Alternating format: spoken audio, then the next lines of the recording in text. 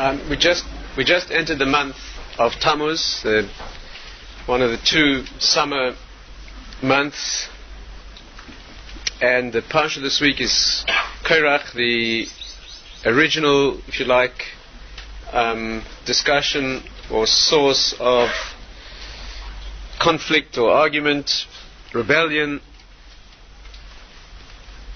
And these are two difficult months, Tamuz and Av, that have the most difficult time in the year stretched across them. Let's try to look at one of the subjects that's associated at a deeper level with this time of year, and that is the subject, or the subjects at a deep level of seeing and hearing. I think we looked at these from various perspectives before. See if we can add a level. We're going to improve our understanding, see if we can delve a little deeper and understand something new.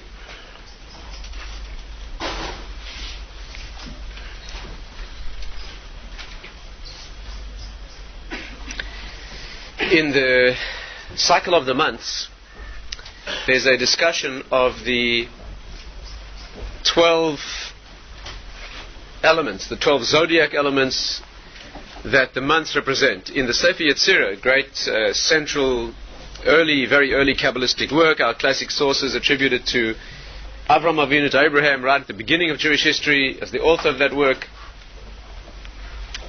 That obviously is one of the deepest sources of the inner wisdom or the hidden wisdom that we have, long before the Zohar. And there is a list of the 12 months, list of the months, and what each one corresponds to, the correspondence of each month. The way it's put there, for those who have the particular interest, is that the 12 months of the year are born from, or they extend spiritually from 12 letters in the alphabet. The concept here is that the Hebrew alphabet is the 22 letters are the 22 elements that build all of reality. That's the concept. And when you put these 22 together with the 10 basic spiritual elements in the world, those are the 32 pathways of wisdom, if you like, on which the world is built. But the 22 letters are the 22 elements that spell reality, in other words. The concept, of course, is that the letters are the building blocks of the words. The words are the means of expression or creation, if you like, just like your words are an expression of what your thoughts are unrevealed, your words revealed, bring into the world. So the letters are the elements that construct that process, and therefore the letters are the elements that build reality. And of these letters, the letters are broken down into a series of 3, which are primary letters, and then there are 7 which are doubled. Again, it's not our discussion exactly this evening. 3 mother letters, if you like. It's wonderful to understand these things, because when you read Hebrew, when you stand a little bit of Lashon Kodesh, of that spiritual language that we call Hebrew, so you can read it with scientific precision, you can understand what's being said, not like another language where you have to know by convention what the words mean. In Hebrew, you can analyze what's being said with chemical specificity. You can actually put together the meanings of the elements. But there are 3 root elements. There are 7 letters that constitute male and female doubles. Those are what are known as beged, kaporet. The 7 Hebrew letters that take a dot, they take a dagesh, v'rafa, that means they can express soft or hard, like beis, veis, pei, fei, etc. The resh also has a dot very, very occasionally in Tanakh. Those are the 7 doubled letters. And then you have a set of 12 that are called pshutos. Those are the simple letters, the letters that appear only in one form, 12 letters. And each of them is a root of the 12 expanses, or the 12 dimensions or extensions of the world. All the elements of 12 in the world are born from these 12 letters. The signs of the zodiac, the months, in other words, the construction of physical space, not physical space as such, but the extension of physical space. The sources, the sources that talk about this explain that when you bound a space, when you express a space to its full dimensions, then an idealized space is surrounded by 12 lines, what are known in the deeper literature as the Yud Beis Kaveh Alachson, the 12 meridia that surround reality. In the idealized space of a cube, you have 12 lines that surround a cube. You have 4 there, there are 4 here, and the 4 lines that bind those facets of the cube. Those are 4 Those are the 12 meridia that bound reality. They completely circumscribe a shape. Not only the shape, but the particular size. In other words, they're the boundary edges of the shape. Those are the 12 elements that express the expansion of reality, and those are known as the 12 meridia, whatever the correct English word is. Those are the elements. And all the levels, all the elements of 12 in the world are spelled out, if you like, here. Now, among the parallels of these letters are faculties of the body, of the mind, parts of the body, faculties of the body's ability to express itself, and many other things besides. But what we'd like to extract for now is, if you trace this month's history, if you like, if you trace the derivation of this month, Tamuz, you find that it is corresponding, again, there are different versions of the Sefer Yetzirah, different opinions, but in the edition that we have that comes, that agrees, that is consistent, let's say, with the Ari, the great Ari and the Gaon of Vilna, then unlike certain other editions, this month corresponds to the eyes, to seeing. The faculty of sight is carved out by this month. Right? The letter Ches, as it happens, that's the letter, and it carves out the dimension of sight, which is the highest manifestation of human sense. Above the eyes, you have no other sense. Eyes come first. The eyes are the first in the devolution of senses. Above the eyes, really, you have only some very high things. You have the forehead, which is known as the Metzach, which is something even deeper, which is closed. And above that, you have only the fontanelle, which is where the child's brain is open, exposed when it's born. And these all need, obviously, discussion. But the first of the 5 manifest senses, where the inside can make contact with the outside, that is in sight, in the eyes.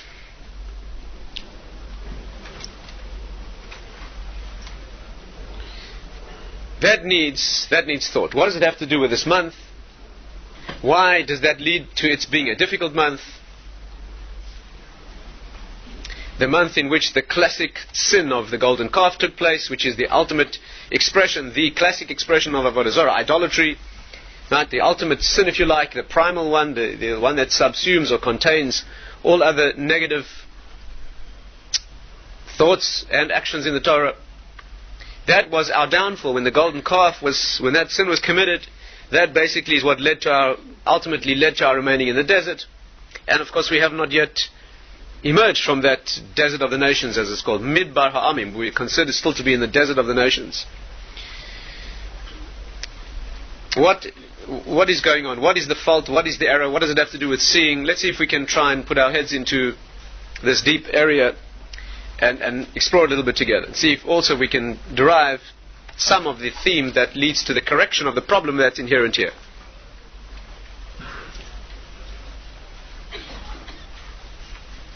First of all, the Tamuz, the word Tamuz is interesting. The names of the months, Aramaic names. Tamuz is a name, a Babylonian name. And the history of this month is interesting. The Rambam says that the name Tamuz, the name Tamuz, actually was the name of a person. He was a prophet of idolatry. The Rambam actually has a lengthy description of the history based on a verse in Yechezkel where it says that the women sat and wept. They lamented the Tamuz. They wept, they mourned over the death of this Tamuz. And the women said, that now that we no longer able to sacrifice, to sacrifice to this God, we lack everything. Chasarnu kol, we lack everything. The word kol in Hebrew, you have to understand always on more than one level here. To say we lack everything because we can't worship idols, the word kol in Hebrew, simply translated, means everything. We lack everything. But kol is always a key in the deeper wisdom for the correct spirituality. The word kol in Hebrew means everything. So here you have already a clue in the meaning of the word. To say everything, the concept of everything, of totality, is not relevant in a world of finite limitation. Everything always means that which transcends the world. In the world you can't have everything. Even if you have the whole world, it's not everything. The world is limited, inherently limited. To say everything, the completely transcendent notion of all things, of everything, is always transcending the world. Only spiritual perfection can talk in those terms. And the classic example of this is when Esau comes to meet Yaakov. Right? Esav is the man who expresses physical power in the world. He comes with 400 men. 400, the Maharal says, is always the full expanse of physical reality. Not going to go now why that is. He comes against Yaakov, the cosmic battle, the precursor of the ultimate showdown between Yaakov and Esav. Brothers, should be brothers. Esav comes towards him and he says, Yesh li roiv, I have much. He measures himself in terms of his might and his power. I have much. And Yaakov, the spiritual man, answers him, Yesh li kol, I have everything. In fact, he had... The point is not whether he had a lot or a little, but if you say everything, the word everything is just as far from a lot as it is from a little. Everything is the world of perfection, that's the world of shleimus, the world of transcendence. You can only say you have everything when you live spiritually. It doesn't matter if you have a lot or a little. Is the point? And therefore, the word kol always means that which is higher. Secondly, the word kol adds up to 50. Kol adds up to 50. 50 always means the transcendence. 49 is always the levels of reality. And 59, we've shared this idea together so many times by now. Should be, I'm sure, clear to everyone.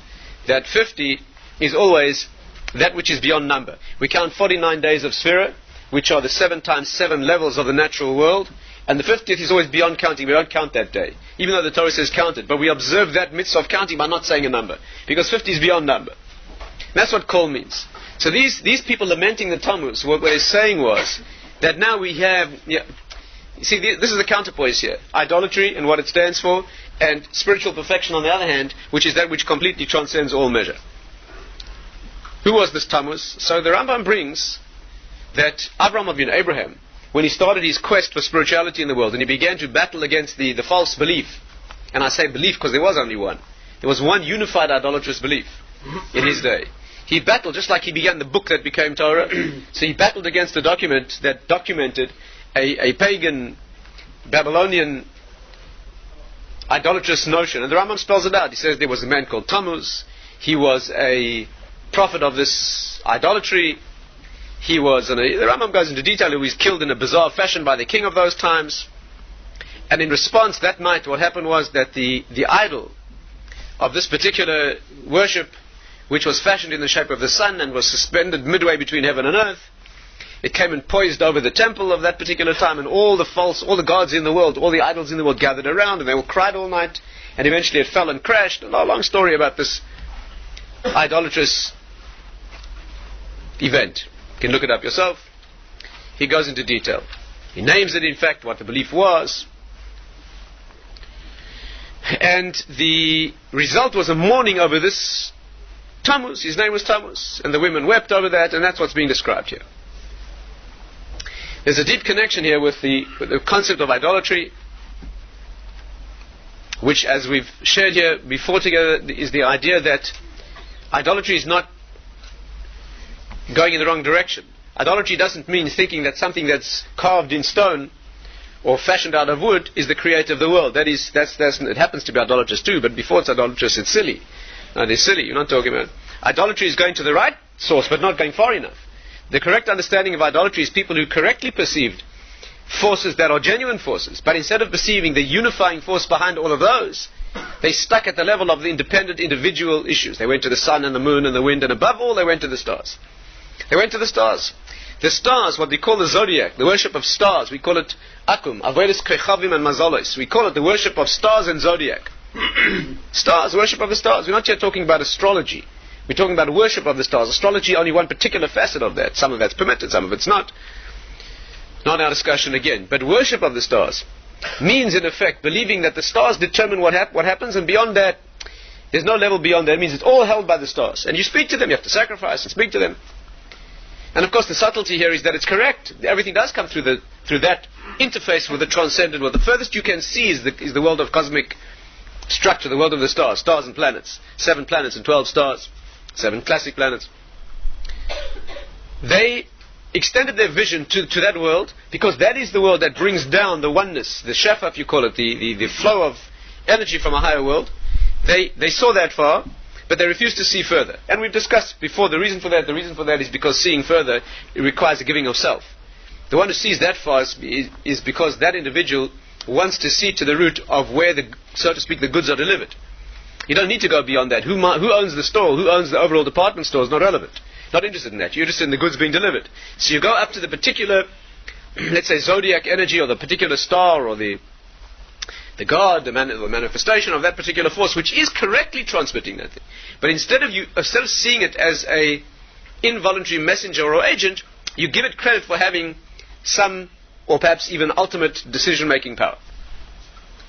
And that was the world of those times. That was the notion. That was the notion of idolatry. It was looking correctly to a source that is in fact a valid connector, but not seeing beyond that.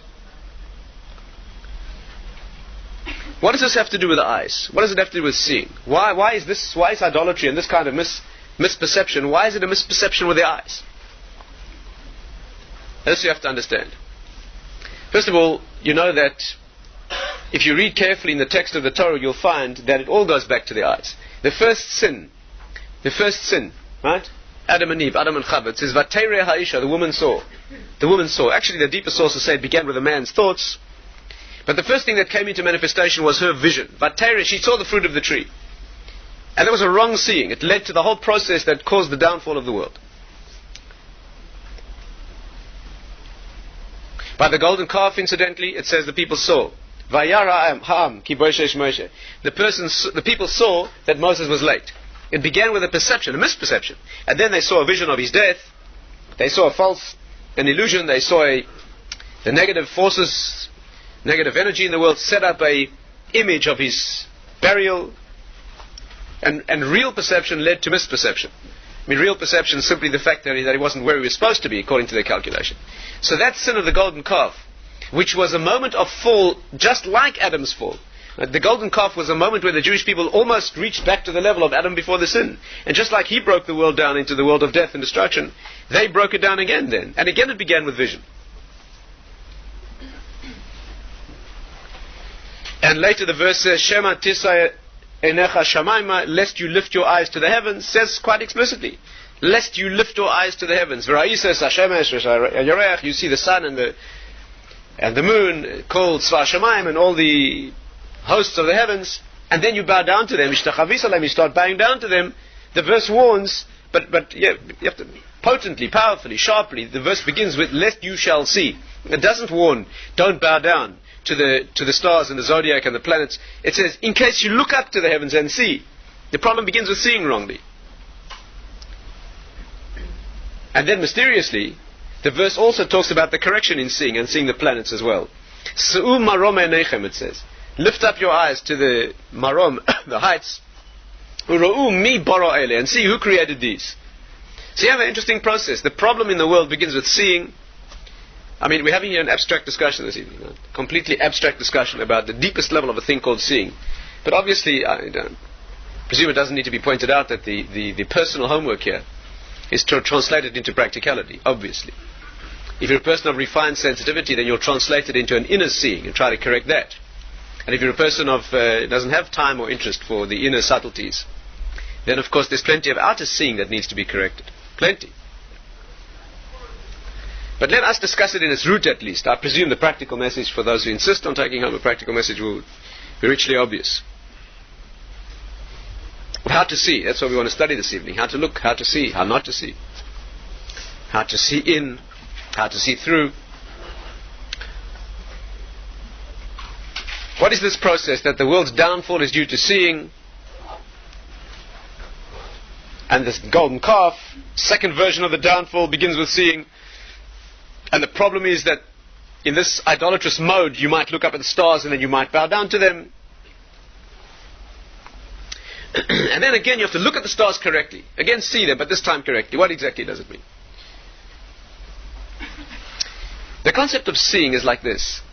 Essentially different from hearing and essentially different from all the other senses. You know, each sense in the body, we have such a deep involuntary acceptance of secular notions. It's very hard for us to see things correctly. We think the body has 5 senses. Why? Because so after a few million years of bumping into each other in the trees, that's the way we are. But it's a tragedy for a Jew to think that way. Of course we got things from the animal world. Of course the Midrashim say, it's quite right that we are a composite of the entire animal world. Not the way they say, obviously, but nevertheless, not only the animal world, we're a composite of the whole physical world.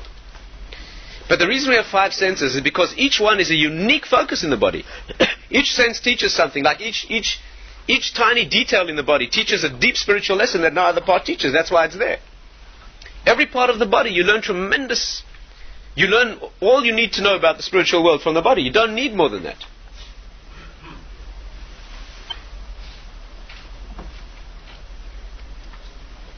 What do you learn from the senses? Each sense teaches a unique message.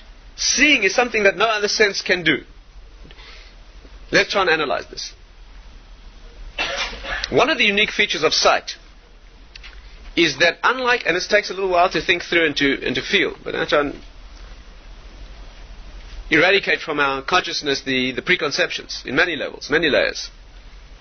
One of the things that seeing does is that it's the only sense modality that's perceived as being outside. What you see, you experience outside of yourself. All other senses take place within yourself. Right? Slowly, carefully, let's work it out. When you see something, there's many other aspects to seeing as well. Let's try and focus on them. But when you see something, you perceive the scene where it is. You don't perceive it in you. The sense organ, the organ of vision, there's no sensation in the organ. Yeah, are we making progress slowly, gradually? When you see something, your entire awareness, your entire consciousness of the phenomenon is where the scene is. If you see something at a distance, that's where it happens. Of course, we know that it happens through the same nerve impulses and sensory conduction mechanisms that sense and ears and smell and taste do. But the consciousness of this experience, the awareness of it, the perception of seeing, it happens outside. No other sense does that. When you feel something with your fingers, so the sensation's in your fingers. It's not outside of you. When you smell something, the sensation's in the nose. When you taste something, it's very specifically and definitely on your tongue. And the truth is, when you hear something, it happens in you. It doesn't happen at a distance. When you perceive that you've heard something from a distance, that's only because you know how to see. And I'm not talking whether your eyes are open or not. A person could be blind also, not the issue. What you're doing when you hear sound at a distance, you're seeing with your ears. If you had no sense of vision, not because your eyes are closed, but because you'd never seen, I don't mean that. If eliminated from your consciousness, it was the concept of vision. If human beings had been created, if the human being had been created without the possibility of vision, then hearing would have been in you. Am I making sense? The only reason that you perceive a sound as coming from the outside, right, or for that matter a smell wafting in from some other place, is because you have a perception of depth. It's because you have a perception of depth. That's called seeing.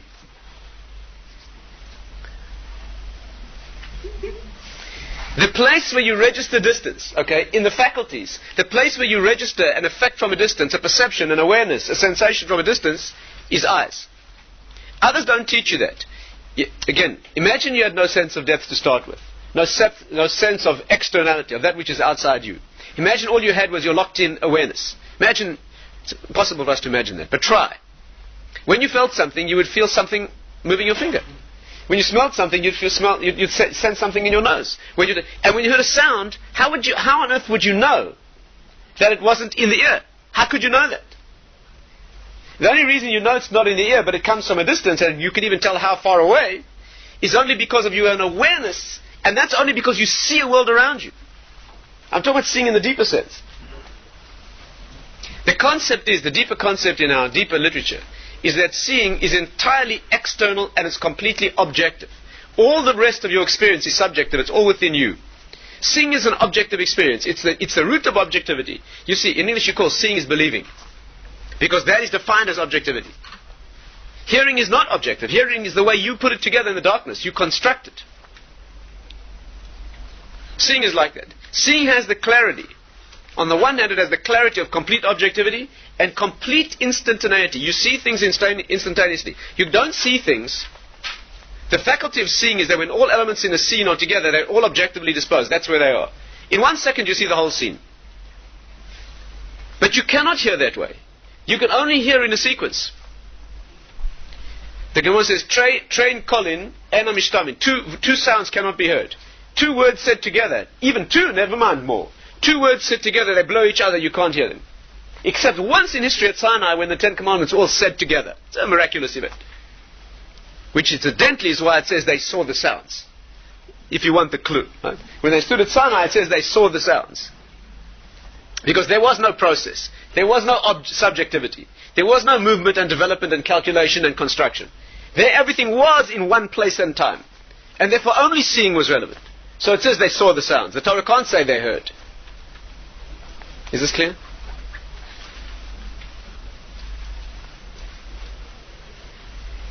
Seeing, hearing, you can only do inside your own being in the darkness. The way you hear something, unlike a scene where all the parts are together, the way you hear something is, when I begin speaking to you, you hear the first part of the first word, doesn't mean anything to you.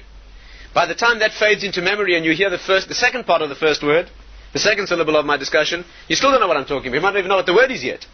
By the time you hear the third syllable, the first two have faded away into memory. You still haven't an idea what I'm talking about. A long time later, when I get to the end of the sentence, or maybe the end of the paragraph of the whole story, do you become aware what the whole story means? You have to construct the whole process. Remarkable thing. That's what hearing means. That's what hearing means. That's not what seeing means. Seeing isn't like there's no construction. I'm not talking about seeing a story. That's called listening. The unfolding of events. That's called listening. The primary mode, the absolute mode of seeing, is that you see all the parts together. There's no time sequence. It's all there. In Hebrew, in English you say seeing is believing. In Hebrew the word ra'iyah, which means seeing, is ra'ayah, proof. It's called a proof. That's where it is. But in listening it's not like that. In listening you hear one thing, it doesn't mean anything. You hear the next and you put them together, still doesn't mean anything. You hear the next, and only when they've all disappeared. You can't hear two of them together. It won't help you. Try and tell the whole story all in one sound. You don't have a story. Just noise. So hearing is a construction process. That's what it is.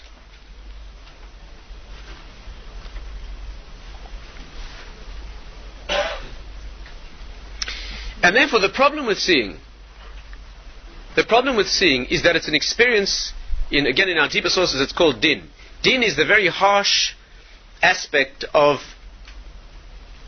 no options, the way it has to be and only that way. There's no room to move. There's no room for construction and for flexibility and for your own personal input. Din means strict justice or strict mechanical, exact, infinitely thin line. That's exactly where it is. That's what din is, and that's what seeing is. And therefore it lends itself to the problem.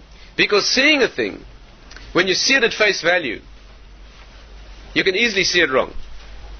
When you see a thing the way it appears to be, and you don't see what lies behind, you don't see the construction, you're not able to put a thing together, the world tends to misrepresent itself. The nature of things in the world is that the way they present it at face value is wrong. The world presents itself as a physical place without a spiritual root. You don't see the spiritual root. You have to look deeply for that. Look at a human being, for example. In a human being, the first thing that strikes you is the physical. That's not how the human being was designed. Originally, Adam was incandescent with spirituality. When they were formed originally, the light was so powerful you couldn't see the body. If you want to know what Adam looked like, you have to picture a being who looked the opposite to the way we look. The way we look is that when you see a human being, you see the body. If you want to see the light inside, the neshama, it's very, very hard. The Gemara says basically that the only signs of humanity that a modern human body has, of spirituality, is called ziv haponim and skifas hakoima. That means the glow on the face, which Kabbalistically is a light that surrounds the human being. Ziv, it's a glow that comes out of the face. It's that inexplicable, inexpressible, intangible thing that is there 1 minute before a person dies and not there 1 minute after. Very, very slim, very faint.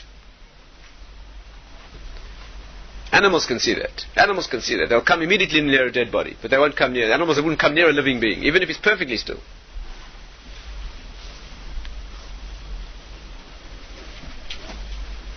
You know Joseph's dream. Do you remember Joseph's dreams? Do you remember there were two dreams? Joseph, the butler and the baker, right? They told him their dreams. One saw himself squeezing grapes into Pharaoh's cup, and one saw himself carrying 3 baskets of bread that the birds were pecking at. And the butler, Joseph, told he would survive, and the one who was carrying the baskets of bread, Joseph told him that in 3 days, the 3 baskets were 3 days, and in 3 days he would be killed. And in fact, that's exactly what happened. He was executed in 3 days' time. Some of our sources say, how did Joseph know how to interpret the dream? If I told you, somebody had a dream, he's squeezing grapes into a cup, because he's a butler, and another man's a baker, and he's carrying bread, would you know that the one's going to live and the one's going to die? Voshim say, Joseph knew that the baker was going to die because the birds were pecking the bread off his head. Birds don't come near living people. That means he was already dead. That means there was no aura surrounding him.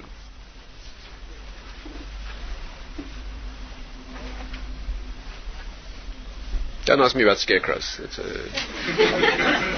This is part of the world of illusion. Even the birds are.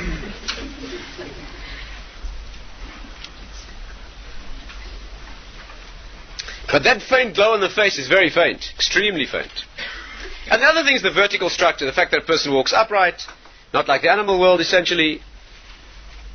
And those two are two separate facets of the human condition. The vertical structure is called covered, that's a certain dignity, unlike being parallel with the ground, close to the ground. And the glow on the face is the individuality. That means there's a special look on a human face that makes no two human faces the same. Not even identical twins, but people who really know them. Of all the millions of people on earth, you pick out someone you know instantaneously. Not from the back. Not from the back. Even though from the back it may look like you can. And you walk over and give them a very hearty slap and a few deep personal comments. And when they turn around, you find it isn't somebody you've ever seen before at all. That's because the back of the neck and the head may look vaguely familiar, but lots of people look. But the face, you never do that. Those are the aspects of human, very, very faint. For the most part, the human being looks indistinguishable from an animal. Because the spiritual light inside is very faint. But when Adam was created, if you looked at him, all you saw was a spiritual light. And if you looked very carefully, you made out the wisp of a body. He looked like a very luminescent, a very bright light, where you can't make out the glass. You can only see.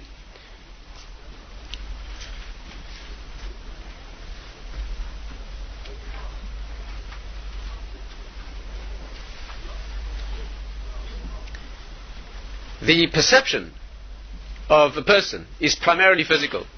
Perception is not of spirituality. That's not what speaks. And the world doesn't show its spiritual root. Therefore, the world lends itself to an idolatrous interpretation. On the contrary, the world looks much more chaotic and accidental. Snapshots taken of the world purport to show a world that is anything other than spiritual. If you have an argument with a skeptic, there's no question that the argument will be won by the skeptic. If the skeptic is demanding demonstrations and proofs of that which lies beyond that which is spiritual, what are you going to offer? Scientific proofs? You don't have any of those. It's not easy.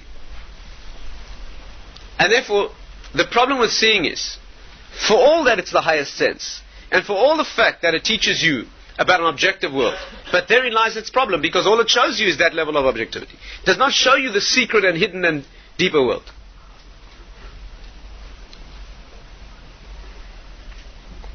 And therefore the sin begins with seeing things wrongly. The way the Gemara puts it is that it traces our surah de-avera. We have two agents of sin. We have two agents of sin in the world. One is the heart and one is the eyes. The heart is another discussion for another time. But one is the eyes. The eyes see things in a way that lure you into doing them wrong. If you saw them objectively, you wouldn't do that. It's because it gets wrapped in a certain way. The eyes, Vatera Ishish, she saw the fruit of the tree. It looked nechmad ha'etz. It looked beautiful. It presented itself in a certain way. She saw it in a certain way, and it presented itself that way. A sarsu means an agent. He makes the sale. That's a salesman. The one of the two major sarsura d'avera, that means the agents of sin in the world, that which leads us into badly miscalculated and mistaken areas, is because you see it wrong in the first place. How do you see it? Basically the way it looks. Yeah, if you don't have the wisdom to see beyond the way it looks. And spiritual training is a training to be able to see beneath the surface. Talmud, for example, the learning of Torah, one of the primary elements, primary methodologies in the learning of Torah, one of the most important elements in learning, is that it's a training in seeing what doesn't appear at first glance. Talmud, for example. The Talmud is training in how to think. The way the Talmud presents its arguments, the way the Gemara presents its arguments, is that it always presents what's wrong first, tries to convince you, and then when you've been thoroughly, it offers a very convincing argument, shows you where it's wrong. That's very interesting. The scientific textbooks don't do that. You don't read a textbook of geometry that purports to advance a convincing proof for a theorem and then shows you where it's wrong after 3 pages. It doesn't do that. But the Gemara builds up a very convincing and sophisticated argument, shows you where it's wrong. And through perceiving where it's wrong, you learn to look deeper, and you have a more sophisticated construct, and 3 pages later you'll see where that's wrong at a more subtle level. And this is a thorough training in looking at the world and not looking at what is skin deep. Or rather, looking at what is presented on the surface, but using it to see that which is deeper.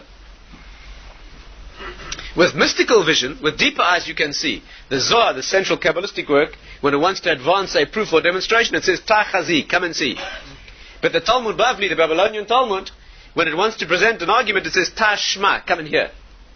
Because hearing is the work of construction. Hearing is not being fooled. Hearing is that you put it together. The downside of hearing is that it's your own subjectivity. You can easily construct it wrongly.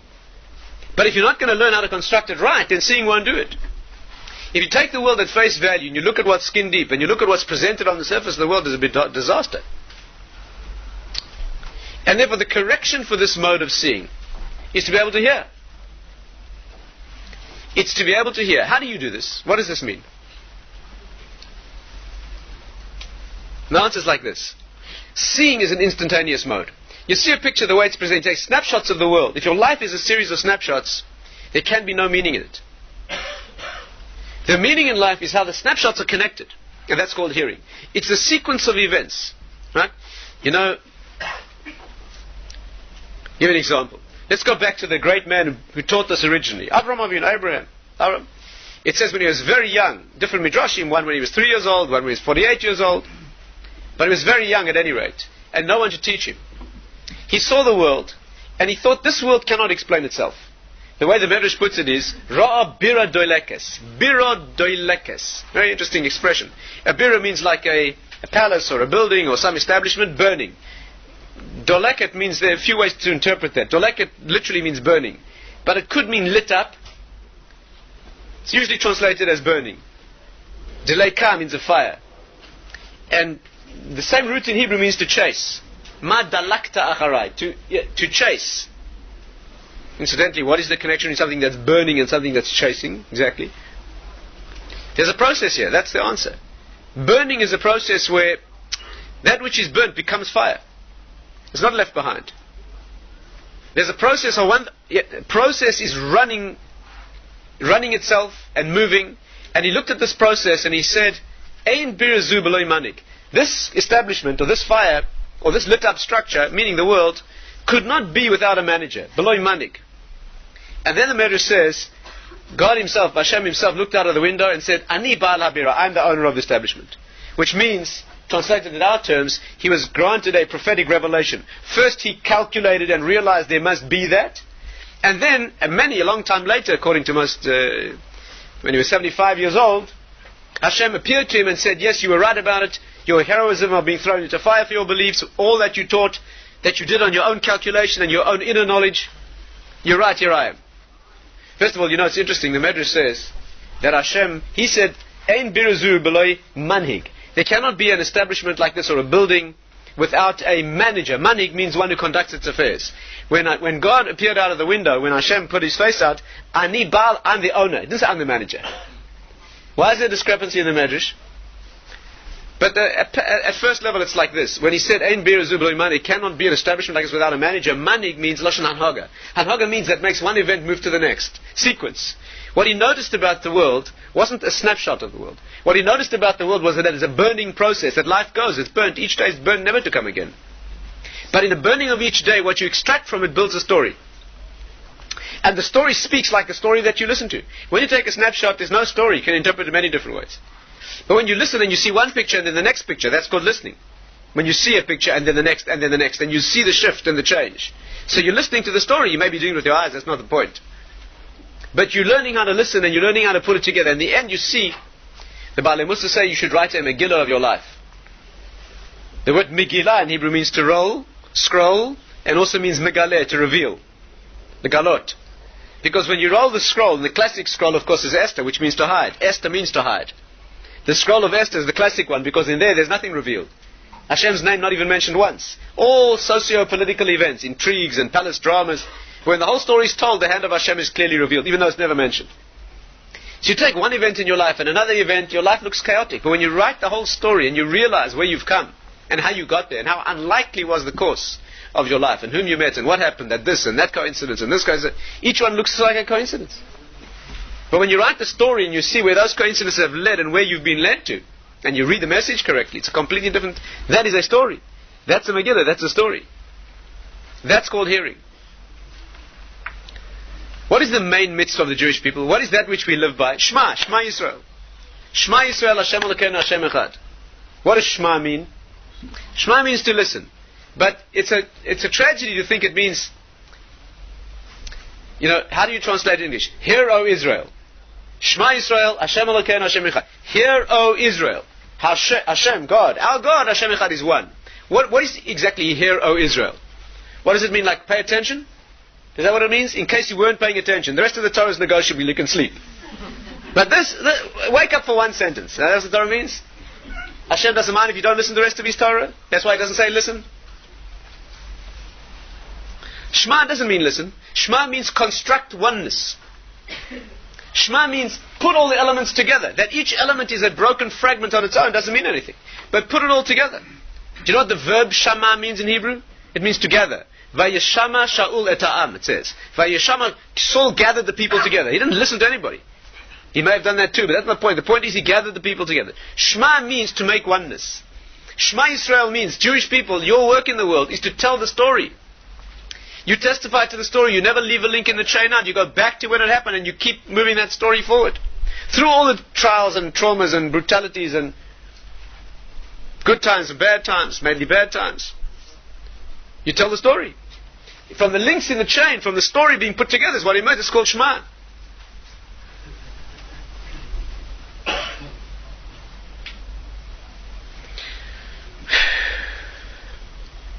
And therefore, let's try and put it together. Seeing Tamuz this month, Vayivku es Tamuz, the women cried, they mourned this demigod, semigod, prophet, whoever he was, Tamuz, who fell in this pagan idolatrous, and they said, because of this we've lost everything. Ki chasarnu kol, we have nothing. We can't, now that our worship is gone, we have nothing. Meaning nothing, the higher nothing. The higher means we have lost everything. Kol, yeah. The 50th.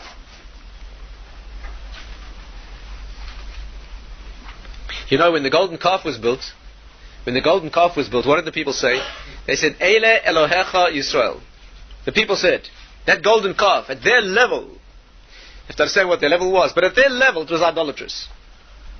And they said, Eile Elohecha Yisrael, this is your God. Eile Elohecha Yisrael, this is your God, Israel, who brought you up from Egypt.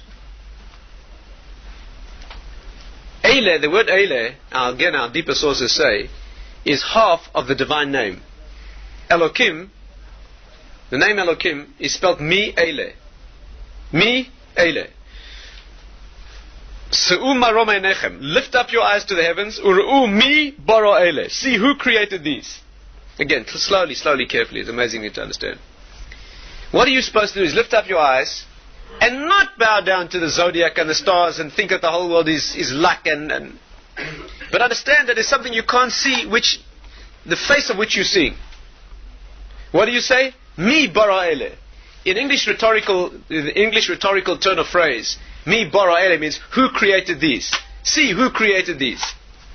But in Torah, of course, everything is directly meaningful. And therefore, mi bara ele really means that me created these. Mi bara ele. The thing called me. What is me? 50. Again, mem yud is 50. So mi bara ele means Shem Elokim. What you're doing is when you say, see who created these, and you put the me together with ele. The one who created these. Put those two elements together and you get Shem Elokim. And you know who created these. That's what you're saying. But when they built the golden calf, they said, Eile Elohecha Yisrael. These disparate, broken elements of the world without the me present. That's the problem. Like Paro said, Mi Hashem. Who is he?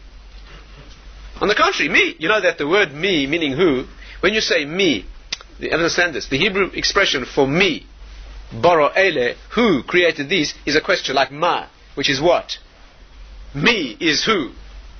Do you know that there's a technique in Torah expression, that when that which is infinite and transcendent needs to be expressed, obviously you can't what word can you use for that which is infinite?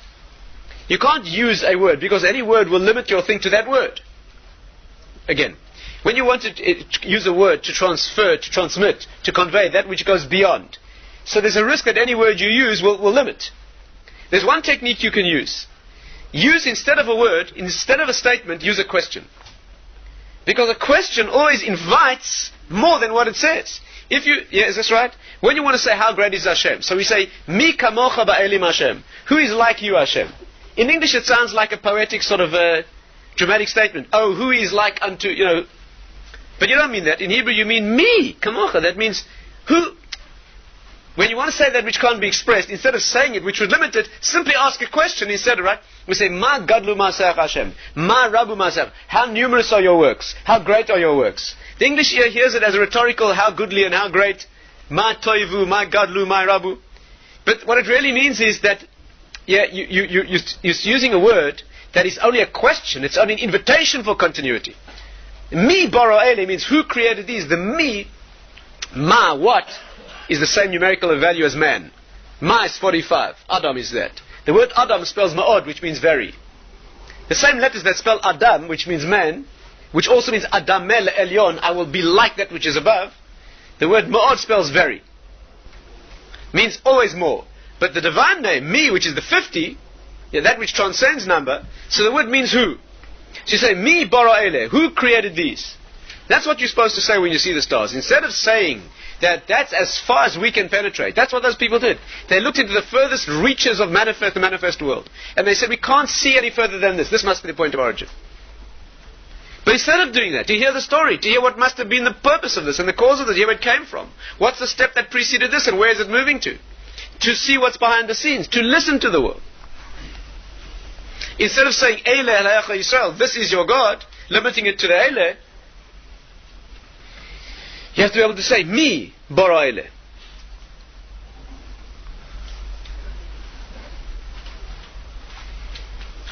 When it says the correction, what do you have to do? You have to look up at the stars and do it right. So what does the verse say? Se'u maroim einechem. Lift up your eyes to the heavens. Se'u marom einechem. Ure'u. Listen carefully to this amazing thing what the Zohar says. So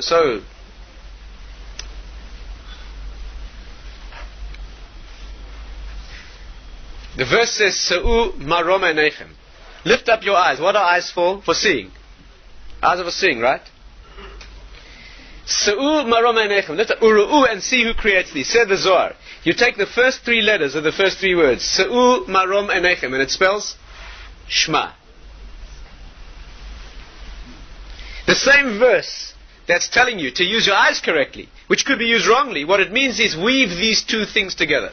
That's what's going on. Look and see, but learn to see beyond that which can be seen. And don't be impatient. And tell the story and see what led to this and what led to that and what led to that. And where is this moving to?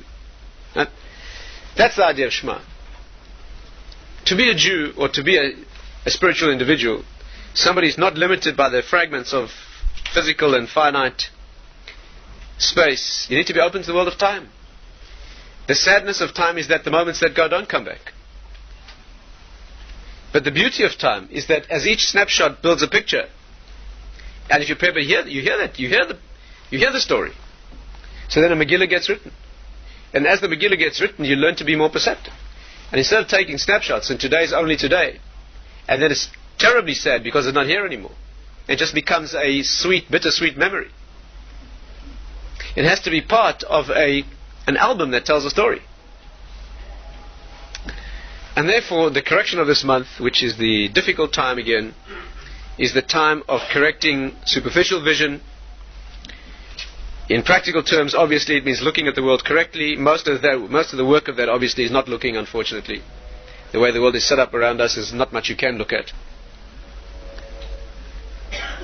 But what you do look at has to be looked at not for its face value. It has to look beneath the surface. Shmiras Einayim, careful what you take in. See how it fits together. And that is the message. The fall here was caused by Vatera Isha, the wrapping, the packaging that we fooled by. And of course, the correction is to be able not to make that mistake of mi ele, of the splitting them up, ele Elohecha Yisrael, not to do that, obviously, not to see it wrongly, not to see the temptation or to see it for what it is, and instead perfectly harmonize these two modes. That's the mitzvah. The mitzvah is Se'u marom einechem. Lift up your eyes correctly and use the eyes, and while doing that, Se'u marom einechem Shema. Hear correctly.